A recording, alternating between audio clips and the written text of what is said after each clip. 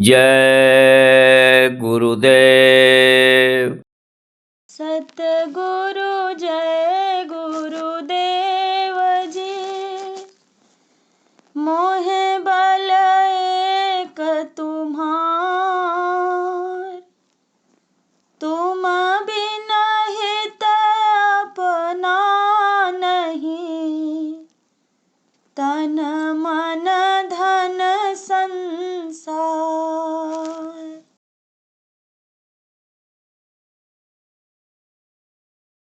ये 2 दिन का जीवन तेरा, फिर किस पर तू इतराता है। ये 2 दिन का जीवन तेरा, फिर किस पर तू इतराता है। ये जीवन है चंद सांसों का, फिर क्यों तू भूला जाता है। ये जीवन है चंद सांसों का, फिर क्यों तू भूला जाता है। माटी की तेरी काया, ये नश्वर जग की छाया है। माटी की तेरी काया, ये नश्वर जग की छाया है। धन वैभव और सुंदर यौवन, चलती फिरती ये माया है। धन वैभव और सुंदर यौवन, चलती फिरती ये माया है। तेरा सारा सपना झूठा, सत्य धर्म यही बतलाता है। तेरा सारा सपना झूठा, सत्य धर्म यही बतलाता है। ये 2 दिन का जीवन तेरा, फिर किस पर तू इतराता है। ये 2 दिन का जीवन तेरा, फिर किस पर तू इतराता है। पापों की गठरी का बोझा, तेरे कंधों पर जाना है। पापों की गठरी का बोझा, तेरे कंधों पर जाना है। अपनी करनी अपनी भरनी, फिर क्यों इतना दीवाना है। अपनी करनी अपनी भरनी, फिर क्यों इतना दीवाना है। अब तो संभल कर चल मानव, क्यों जीवन व्यर्थ गवाता है। अब तो संभल कर चल मानव, क्यों जीवन व्यर्थ गवाता है। ये 2 दिन का जीवन तेरा, फिर किस पर तू इतराता है। ये 2 दिन का जीवन तेरा, फिर किस पर तू इतराता है।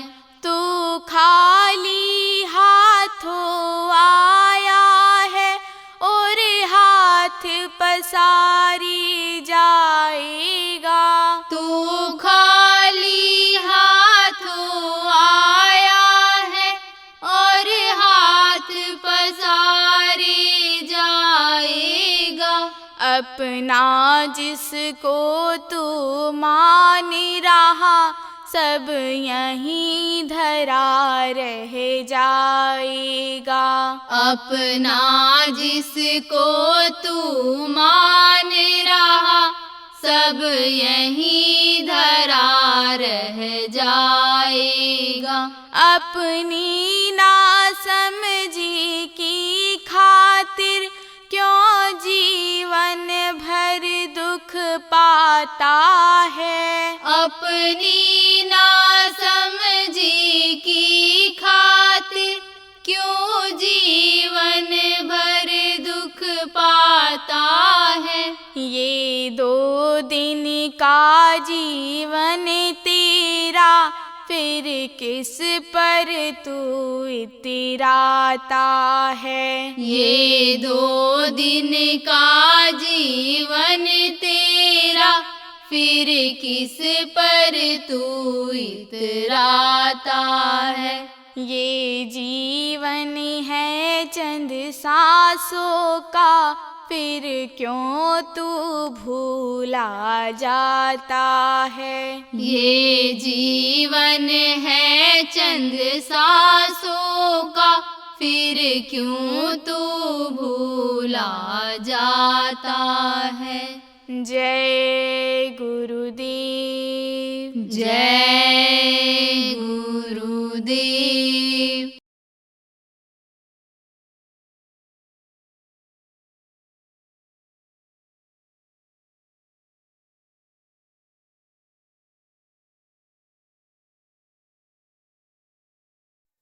देखो, आज विदेश संगत के लोग हमारे पास आए थे तो सुबह के सत्संग में विश्व युद्ध की बात हुई थी। तो वो लोग पूछ रहे थे कि हम लोग विदेशों में रहते हैं, क्या करें। तो हमने तो ये कहा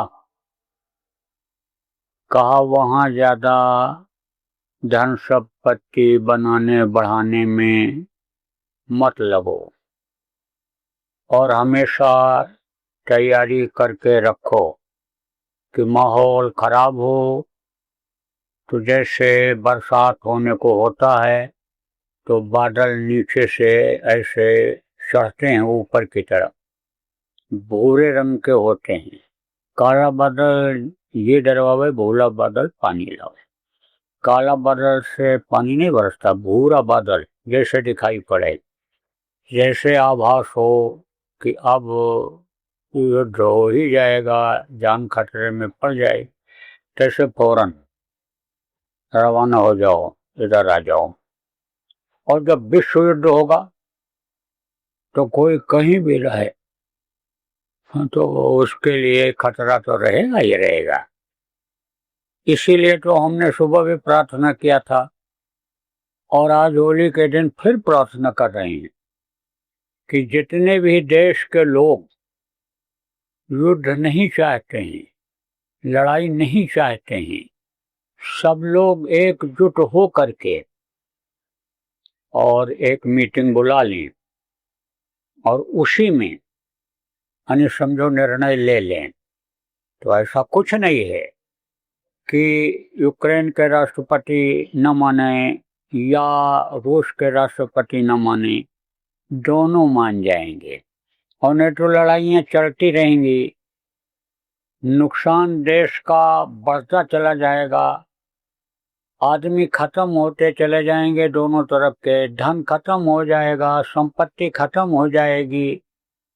तो फिर किस बात के ये राष्ट्रपति प्रधानमंत्री रह जाएंगे, किस कहाँ हुकूमत करेंगे, क्या विकास करेंगे। जो अभी तक विकास किया उसका विनाश हो जाएगा।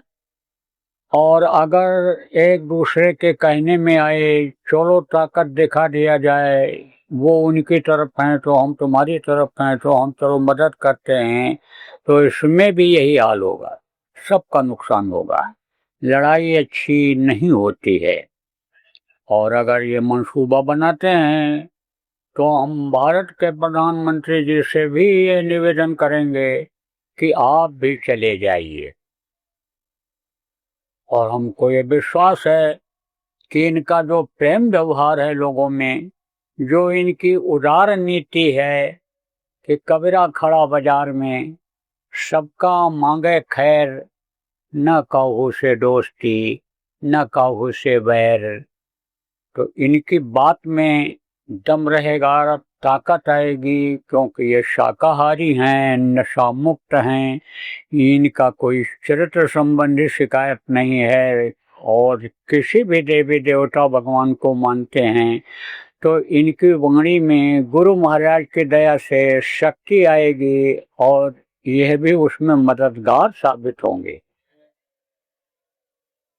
इसलिए जितने भी लोग हैं जो युद्ध नहीं चाहते हैं विश्व में, उनको एक मीटिंग मिलजुल करके कहीं बुलानी चाहिए और इस विश्व युद्ध के खतरे को हमेशा हमेशा के लिए खत्म कर देना चाहिए। जो देशों के मुखिया हैं, जो बना हुआ है, उसके जो मुखिया लोग हैं, उनसे भी मेरी यही प्रार्थना है कि युद्ध को टालिए। युद्ध में हर तरह का नुकसान है और आप इतिहास उठा करके देख लीजिए, जब जब युद्ध हुआ, जिस भी देश से हुआ, विश्व युद्ध हुआ, उसका खामियाजा यानी समझो कि सैकड़ों साल हो गया लेकिन आज तक पूरा नहीं हुआ। इसलिए प्रकृति भी चाहती है कि हम हरा भरा रखें अपने दामन को। जो चीज़ें हमने बनाई हैं, लोगों के हित के लिए बनाई हैं, उसका कोई नुकसान न हो। यह धरती भी ये चाहती है कि जो है हमारा खोद खाद न हो, हमको कोई विस्फोट न करे, हमको कोई तोड़े फोड़े नहीं। और जब बम गिरेगा तो धरती फटेगी नहीं फटेगी। और धरती ने अगर सबक सिखा दिया, एक झटका मार दिया, कुछ नहीं करना पड़ेगा, सब धराशायी हो जाएंगे। इसलिए छेड़छाड़ प्रकृति से नहीं होना चाहिए, मत करो, हमारी ये प्रार्थना है। देखो प्रेमियों, हमारे प्रेमी लोग ये भी चाहते थे जो आए थे कि प्रेमियों के बच्चे, परिवार के लोग, गांव के लोग, रिश्तेदार किसी भी देश में हों, कहीं भी हों, तो यानी समझो कि उनको उनका पता नंबर हमको मिल जाए। तो कोई ऐसी बात आती है तो हम उनसे संपर्क कर लें, क्योंकि ये लोग खबर तो रखते ही हैं। यूक्रेन में अपने भारत देश के बच्चे गए थे पढ़ने के लिए, इक्का दुक्का जब वहां से निकले तो पकड़ लिए गए, मारपीट भी उनके साथ हुई, पक रहे हैं क्या क्या हैं। लेकिन जब उनको तरीका मालूम हो गया कि ग्रुप में चलना है, एक साथ चलना है, भारत का झंडा लगा करके चलना है, तो जैसा मैंने बताया कि भारत देश की उदार नीति रही है। उस उदार नीति के अंतर्गत यूक्रेन के भी अधिकारियों ने, फौज ने, रूस के भी फौज और अधिकारियों ने बच्चों की मदद किया और ये बहुत अच्छा काम किया, निकालने में बहुत अच्छा तरीका अपनाया जो भारत देश के जिम्मेदार लोगों ने किया है, निकाला है, बच्चों को निकाल करके ले आए।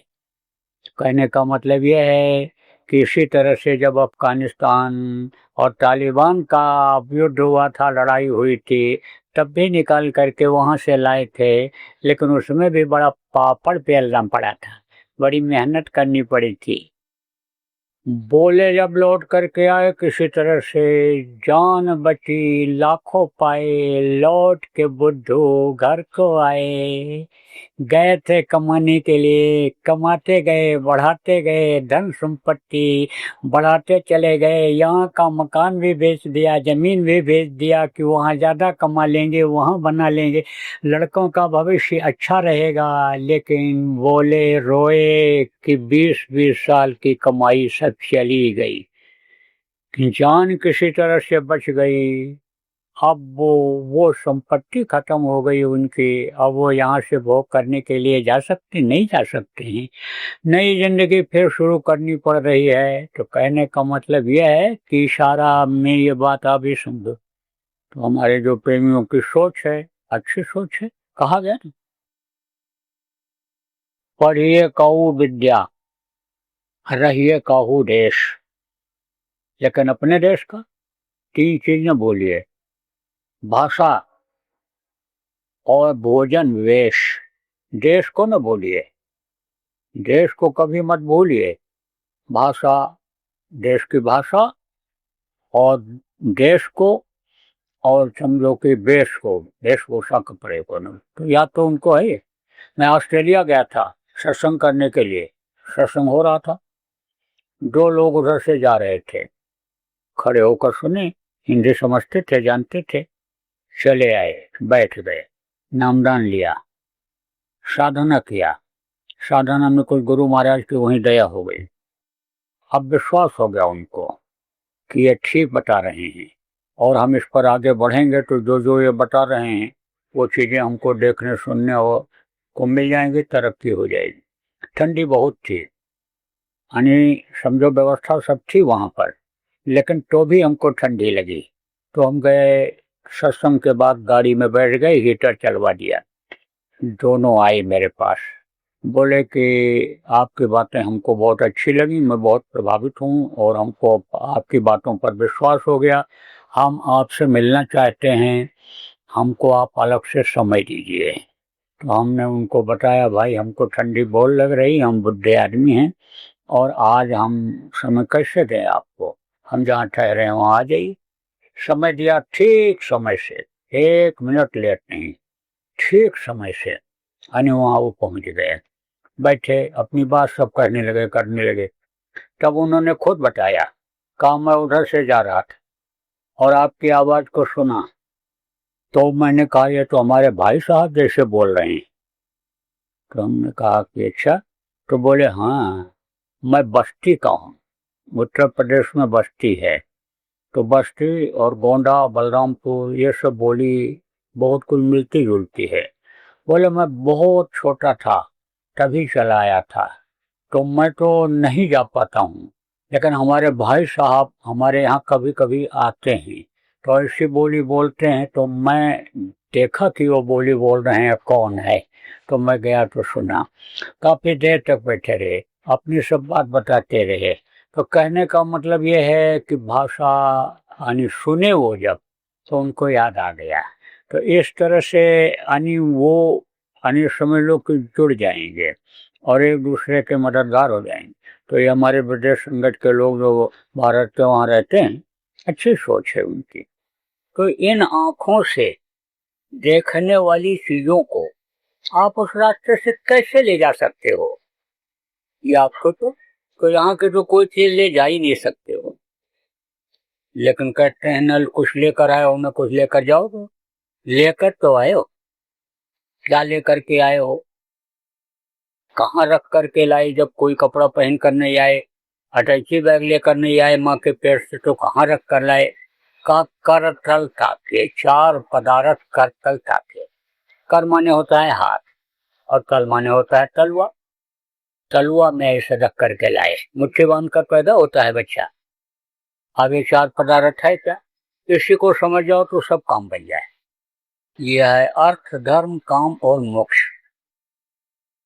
अब अर्थ का मतलब क्या होता है, अर्थ का मतलब होता है कि खाने पीने मौज मस्ती के लिए यह मनुष्य शरीर नहीं मिला, यह तन कर फल विषय न भाई और स्वर्गो स्वल्प अंत दुखदाई।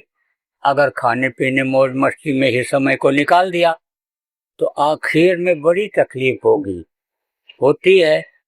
मरने वाले को देखो, छटपट करता है, सब लोग ऐसे खड़े रहते देखते रहते हैं, किसी का कोई जोर नहीं चलता है। जो अपने शरीर के लिए ही सब कुछ करते रहते हैं, इसी के लिए झूठ फरेब चोरी चकारी बेईमानी यही इसी के लिए करते रहते हैं। उनकी जीवात्मा को यमराज के दूर मार मार करके कूट करके निकालते हैं आखिरी वक्त पर। तो डॉक्टर भी फेल, कहता 2 इंजेक्शन नींद का लगा दिया, न नींद आ रही न दर्द खत्म हो रहा है, अब क्या करूं, वो भी फेल हो जाता है। तो ये शरीर कहीं धड़ाम से गिर जाता है, इसको कई का लोग कहने लगते हैं मिट्टी। इतने आदमी आप यहाँ बैठे हो, अभी किसी के शरीर के ऊपर हाथ रख करके कहो कि ये तुम्हारा मिट्टी है, तो कहेगा नालायक कहीं के, मिट्टी बता रहा है। बताओ, हीरा जैसी काया को मिट्टी बता रहा है, मोतिया भिंड हो गया आंख में, दिखाई नहीं पड़ता है।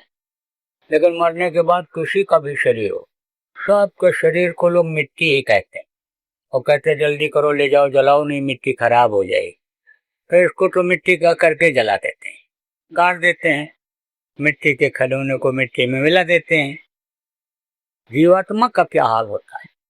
इसको पिशाच के शरीर में बंद करते हैं। पिशाच का शरीर मनुष्य शरीर जैसा ही होता है, उसमें बंद करके 86,000 योजन ऊपर में यमपुरी वहां ले जाते हैं।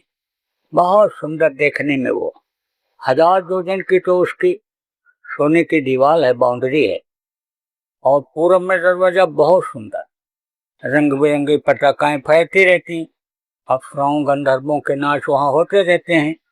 देव आत्माएं उधर से जाती। जो उत्तर दरवाजा है, उत्तर दरवाजे पर अनहद वेदवाणी होती रहती, ऋषि मुनियों का जमावड़ा वहां रहता है। उधर से उनका पदार्पण होता है, जाना जाना होता है जब जाना चाहते हैं तब। और एक दरवाजा होता है दक्षिण तरफ, वहां पर भूत प्रेत जिन पिशाच उनका डेरा रहता है। पहुंचते ही देखते ही अन्य समझ लो डर जाता है, न हमला करें तो भी अन्य समझ लो खून सूख जाता है उनको देखते ही। अब उसके अंदर का रास्ता कैसा है? कटे हुए पत्थर बिछे हुए, भाले लगे हुए, गर्म राख बरसती रहती है, तमाम खंदक तमाम गड्ढे रास्ते में पड़ते हैं। आप समझो जिन जानवरों को इस समय पर लोग मार करके खा जाते हैं, वो भी बदला लेने के लिए वहां मौजूद रहते हैं। दांत से नोच लेते हैं, पंजा मार देते हैं, तो खून से लथपथ हो जाता है जीव। और फिर यमराज के दूर ले जा करके यमराज के सामने पेश करते हैं। उसके पास पूरा जीवन का लेखा जोखा होता है। अनहराम झरोके बैठकर सबका मुजरा ले, जाकी जैसी चाकरी उसको वैसा दे। बहुत से लोग सोचते हैं कि आंख बचा करके गलत काम कर लो, या कहीं कोई देख रहा है, लेकिन ये नहीं मालूम कि जिसको नहीं देख पा रहे हो वो आपकी सारी अच्छाई और बुराई को बराबर देखता रहता है और लिखता रहता है। उसका कंप्यूटर कभी फेल नहीं होता, उसके पेन की रिफिल या स्याही कभी खत्म नहीं होती है, उसका कागज कभी खत्म होता ही नहीं। वो बड़े बड़े पन्ने सोने के पत्थर जैसे चमकते हुए, और अक्षर भी उसमें इतना बढ़िया लगते हैं देखने में कि देखते ही रहो। पढ़ तो नहीं सकते हो और न उनकी बोली समझ सकते हो। देखने में भी बहुत सुंदर वो लोग दोनों, यमराज और यमराज पेशकार यानी चित्रगुप्त जिनको कहते हैं। बढ़िया कपड़ा पहने हुए, ताज लगाए हुए बैठे रहते हैं ऐसे। ये कपड़ा तो नहीं है वहां, लेकिन मालूम पड़ता है कि कपड़ा पहने हुए। बोली भी बहुत उनकी मीठी लगती है, समझ तो नहीं सकते हो, लेकिन हिसाब करने में, सजा देने में कोई मुलायमियत नहीं करते हैं। कोई कितना भी रोवे चिल्लाए वहां, लेकिन उस समय कोई सुनवाई नहीं होती है। कभी कभी फटकार भी लगा देते हैं कि तुमने सुना नहीं, मनुष्य शरीर को समझाने किस लिए मिला था, तुम तो खाने पीने मौज मस्ती में समय को निकाल दिया, सत्संग में नहीं गए, सत्संग की बातों को तुमने नहीं सुना, बातों को सुना तो अमल नहीं किया, नामदान भी लिया तो भजन नहीं किया, माफी मांगने का वक्त था तो तुमने जाकर के माफी नहीं मांगा किसी से, अपने धन के घमंड में, बल के घमंड में, मान प्रतिष्ठा पौरुष के घमंड में रह गए, तो सजा भोगनी पड़ेगी। और तुरंत बोल देता है ले जाओ इनको सजा देना शुरू कर दो। और जैसे हुक्म हुआ तैसे मारते हैं। अब गिरा और सीने पर सवार होकर दबाए, आंखें बाहर निकल आती और जीभ बाहर निकल आती है चिल्लाते तड़पते। जब देखते हैं कि अब ये बेहोश हो रहा है तब हट जाते हैं, और जब हट गए सीने पर से तो फिर आंखें अंदर चली जाती हैं, जीभ अंदर चला जाता है और उसके खड़ा हो जाता है। खड़ा हुआ तो ऐसे फिर मरे, हाथ पकड़ा, फेंका, अब हाथ उखड़ गया, उखड़ने का दर्द कर रहा है, चिल्ला रहा है, छटपटा रहा है। जब देखा बेहोश हो रहा है तब फिर फेंक दिया इसे और फिर जुड़ गया, और फिर उसके बाद में उखाड़ा, फिर ऐसे पैर पकड़ करके फेंका, पैर उखड़ा, काटते हैं फिर जोड़ते हैं, फिर काटते हैं फिर जोड़ते हैं, आंखें फोड़ करके वो मारते हैं, भगता है, गिरता है, हाथ पैर टूटता है। यानी सजा भोगने के लिए ही वहां भेजा जाता है। और उसके बाद इस तरह की सजा देने के बाद यानी अलग अलग गलती की अलग अलग सजा होती और अलग अलग नर्क होते हैं। जैसे यहाँ इस भारत देश के अन्य समझ लो कि संविधान में अलग अलग गलतियों की अलग अलग धारा है, अलग अलग सजा है। एक ही आदमी को कई धाराएं लग जाती हैं तो कई तरह का सजा भोगना पड़ता है। 10 साल की सजा, 2 साल की सजा, आजीवन कारावास। तो बहुत से लोग तो एक एक सजा को भोगने में ही अपनी जिंदगी वहीं बिता देनी पड़ती है। तो अब आप ये समझो इसी तरह से नर्क है। टट्टी का नर्क अलग, पेशाब का अलग, मवाद का अलग, कांटों का अलग, मुर्दों का अलग। उसमें बहुत दिन रहना पड़ता है।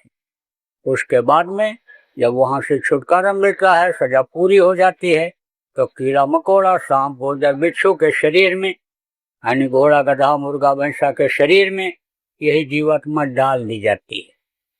अब बिच्छू सांप के शरीर में क्या रहता है? जहर भरा हुआ रहता है। एक सांप अगर दिखाई पड़ जाए यहाँ, सब भगोगे, एक दूसरे के ऊपर गिर गिर पड़ोगे जान बचाने के लिए। लेकिन सांप को अगर आदमी दिखाई पड़ जाए तो रास्ता बदल देता है। जब तक दबता नहीं है पैर से या किसी चीज से, तब तक नहीं काटता है, तो वो अपनी जान बचाता है। तो जान बचाते फिर गाय और बैल की ऊन मिलती है। गाय और बैल की ऊन के बाद फिर 9 महीने माँ के पेट में लटकना ही पड़ता है। और माँ से अगर कोई खाने पीने में, चाल चलन में गलती बन गई तो लूले, लगड़े, अंधे, कोढ़ी, अपाहिज पैदा हो जाओ। एक ही माँ बाप के 2 बेटा, तो कहते हैं कि एक बड़ा बुद्धिमान है और दूसरे को कहते हैं बड़ा मूर्ख, ये तो इसके समझ में कुछ नहीं आता है। अब आप सोचो कि एक ही रजबीर से दोनों बने, एक ही माँ ने दूध पिलाकर दोनों को पाला पोषा, तो एक बुद्धिमान और दूसरा बुद्धिहीन क्यों है?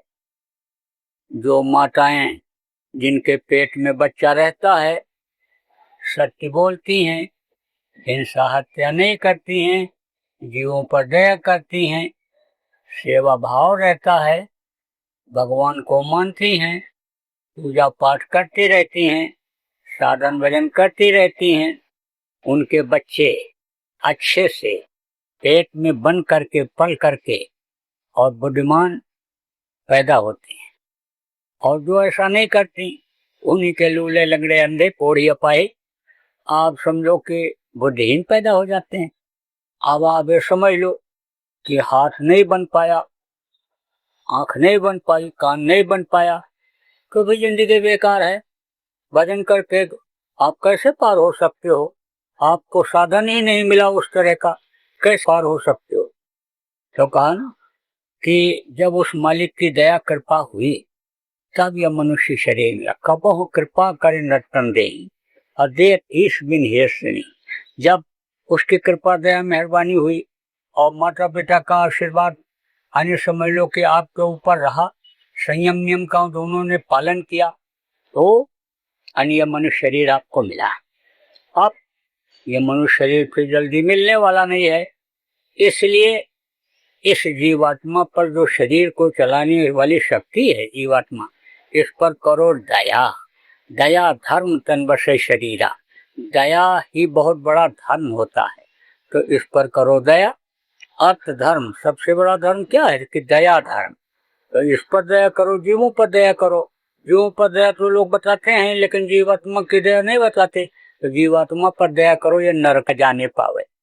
अशिला काम क्या है? अर्थ धर्म काम। अशिला काम क्या है कि इसको मुक्ति मोक्ष दिला दो, ये फिर वापस इस दुख के संसार में न आवे। मुक्ति मोक्ष किसको कहते हैं? आप शमशान घाट की तरफ जाओ तो सब जगह तो नहीं, लेकिन कहीं कहीं लिखा रहता है मुक्ति धाम, मोक्ष धाम। अब कोई मुर्दा लेकर के गया जलाने के लिए और जला नहीं पाया तो वापस नहीं जाता है, शायद 2 दिन लग जाए, जला के ही आता है। ऐसे जीवात्मा जहां से वापस ना आवे, वहां वो मुक्ति की जगह होती है, तो वह सतलोक। वहीं से ये नीचे जीवात्मा उतारी गई है और वहां जब तक नहीं पहुंचेगी तब तक ये बसी हुई रहेगी। तो इस शरीर के अंदर ऐसा रास्ता है तो उससे आप इसको वहां पहुंचा सकते हो। और अगर आपने ऐसा काम नहीं किया तो रोते ही रोते जिंदगी खत्म हो जाएगी और रोते ही रोते चले जाओगे।